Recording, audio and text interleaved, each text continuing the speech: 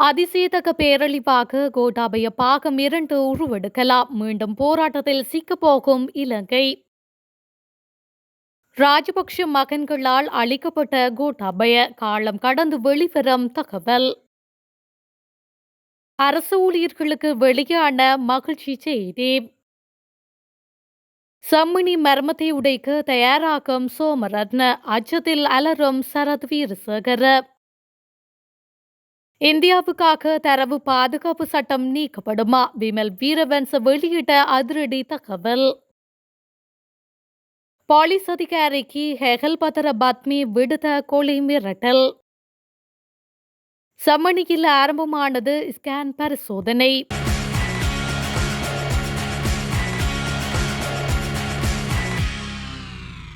கோட்டாபயவுக்கு நடந்தது அனுரவுக்கும் நடக்கும். நீங்கள் மறந்துவிட்டால் அதை நினைவில் கொள்ளுங்கள் என ஐக்கிய மக்கள் சக்தியின் நாடாளுமன்ற உறுப்பினர் சமிந்த விஜயஸ்ரீ தெரிவித்துள்ளார். ஊடகவியலாளர் மாநாடு ஒன்றில் கலந்து கொண்டு கருத்து வெளியிடும் போதே அவர் மேற்கண்டவாறு குறிப்பிட்டுள்ளார். தொடர்ந்தும் அவர் உரையாற்றுகையில், கோட்டாபய பாகம் 2 ஜனாதிபதி அனுர மற்றும் என்பிபி அரசாங்கம் செயல்பட்டு வருவதாக சமூகத்தில் அது பேசுபொருளாக்கப்பட்டுள்ளது. இளைஞர் சங்கங்களை அரசியல் மயப்படுத்துவதாக இளைஞர்கள் குற்றம் சாட்டுகின்றனர். அன்று நாமல் ராஜபக்ஷவின் நெல்பலகாய என்ற திட்டத்தை ஆரம்பித்து இளைஞர்களை அரசியல் மயப்படுத்துவதாக குற்றம் சாட்டிய ஜேவிபி இன்று அதை செய்கின்றது. தற்போதைய அரசாங்கம் 76 ஆண்டுகளாக மக்கள் மத்தியில் விதைத்து வந்த வெறுப்பை இன்றும் தொடர்கின்றது. கெசினோவுக்கு எதிராக பெரும் போராட்டத்தை உருவாக்கிய அனுர இன்று ஜனாதிபதியாக கெசினோ ஹோட்டலை திறந்து வைக்கின்றார். கெசினோ எமது கலாச்சாரத்தை அளிக்க வேண்டும் என்று கூறி அன்று அனுரகுமார மத தலைவர்களை இதற்கு எதிராக செயற்பட வைத்தவர். அவர்களின் பொய்களை மக்கள் இன்று அறிந்து கொண்டுள்ளனர். புதிய அரசியல் கலாச்சாரத்தை ஏற்படுத்தப் போவதாக மார்தட்டிய அரசாங்கம் இன்று அதை நடைமுறைக்கு கொண்டு வரவில்லை என்பது இளைஞர்களுக்கு தெரியும். கோட்டாபயவுக்கு நடந்தது அனுரவுக்கும் நடக்கும். நீங்கள் மறந்துவிட்டால் அதை நினைவில் கொள்ளுங்கள். துப்பாக்கி சூடுகள் அதிகரித்து வருகின்றன. அரசாங்கம் சொல்வதே அரசாங்கத்தை கவிழ்க்கும் சதியாக கருதப்படுகின்றது என்று அவர் மேலும் கூறியுள்ளார். கிருஷாந்தி குமாரசுவாமி படுகொலை வழக்கின் பிரதான குற்றவாளியான சோமரத்ன ராஜபக்ஷ விடயம் குறித்து ஜனாதிபதி எடுக்கும் நடவடிக்கை என்ன என்பதை எதிர்பார்த்துள்ளோம் என முன்னாள் பொதுமக்கள் பாதுகாப்பு அமைச்சர் சரத் வீரசேகர தெரிவித்துள்ளார். சோமரத்ன ராஜபக்ஷவின் மனைவியான SC விஜய விக்ரம ஜனாதிபதிக்கு எழுதியுள்ள கடிதம் குறித்து ஊடகம் ஒன்றுக்கு கருத்து தெரிவிக்கையில் சரத் வீரசேகர மேற்கண்டவாறு குறிப்பிட்டுள்ளார். அவர் மேலும் குறிப்பிட்டதாவது, கிருஷாந்தி குமாரசுவாமி படுகொலை வழக்கின் பிரதான குற்றவாளியான சோமரத்ன ராஜபக்ஷவின் மனைவியான SC விஜய விக்ரம ஜனாதிபதிக்கு எழுதியுள்ள கடிதத்தில் பல விடயங்கள் குறிப்பிடப்பட்டுள்ளன. கிருஷாந்தி படுகொலை வழக்கில் சோமரத்ன ராஜபக்ஷ உயர் நீதிமன்றத்தால் குற்றவாளியாக்கப்பட்டு அவருக்கு மரண தண்டனை விதிக்கப்பட்டுள்ளது. இராணுவத்தினர் குற்றம் புரிந்திருப்பார்களாயின் அவர்களுக்கு உள்ளக நீதி கட்டமைப்பின் கீழ் தண்டனை வழங்க வேண்டும் என்பதில் உறுதியாக உள்ளோம். முறையான விசாரணைகளின் பிரகாரமே இவருக்கு மரண தண்டனை விதிக்கப்பட்டது. கிருஷாந்தி குமாரசுவாமி படுகொலை வழக்கின் பிரதான குற்றவாளியான சோமரத்ன ராஜபக்ஷவுக்கு உயர் நீதிமன்றம் மரண தண்டனை விதித்து தீர்ப்பளித்துள்ளது.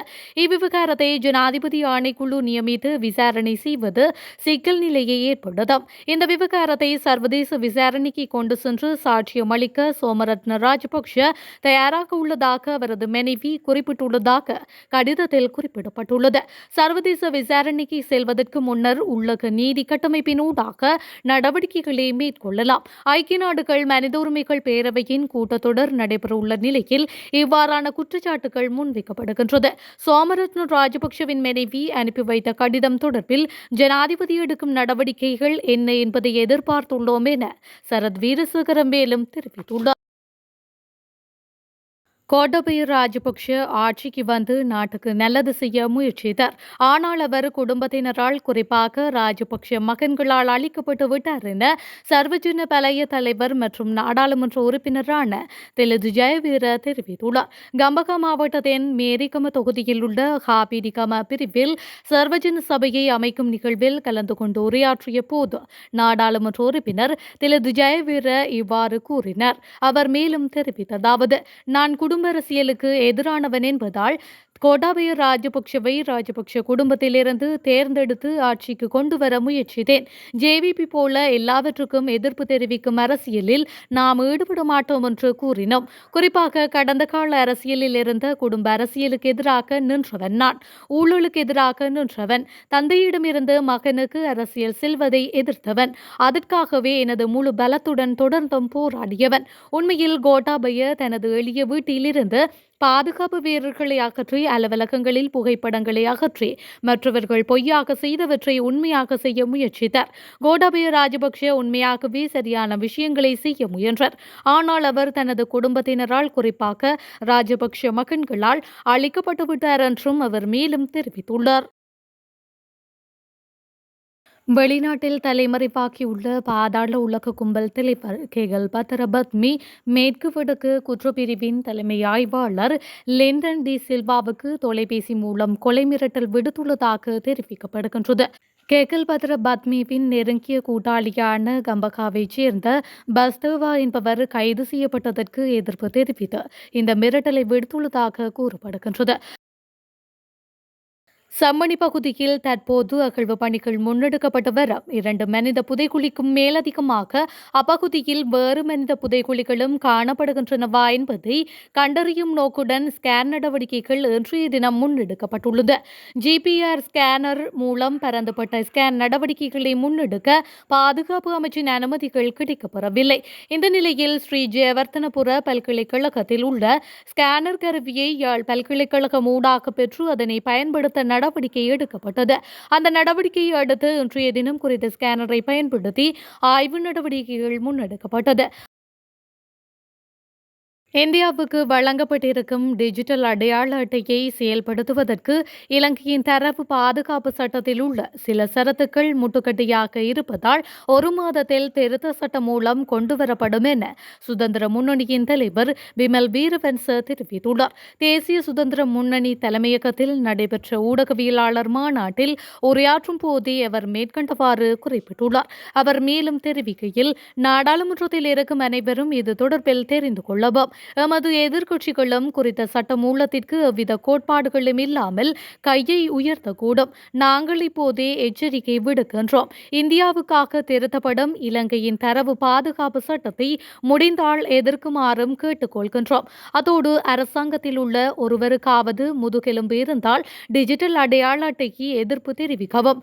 இலங்கையில் தரவு பாதுகாப்பு சட்டம், குறிப்பாக தனிப்பட்ட தரவு பாதுகாப்பு சட்டம், தனிநபர்களின் தரவுகளை பாதுகாக்கும் நோக்கத்தை கொண்டுள்ளது.